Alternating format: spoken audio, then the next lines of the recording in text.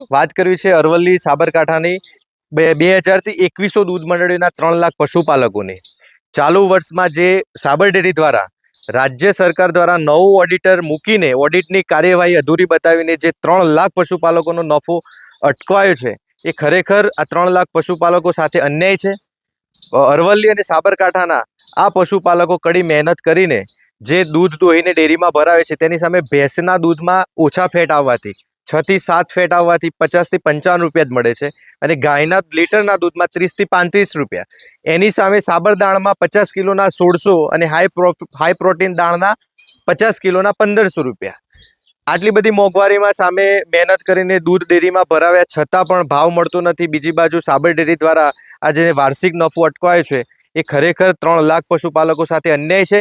એટલે આવતીકાલે જે 11 વાગે હિંમતનગરે કલેક્ટરે આવેદનપત્ર આપવાનું છે, તેમાં પશુપાલકો જોડાઓ અને આ અન્યાય સામે વિરોધ કરો.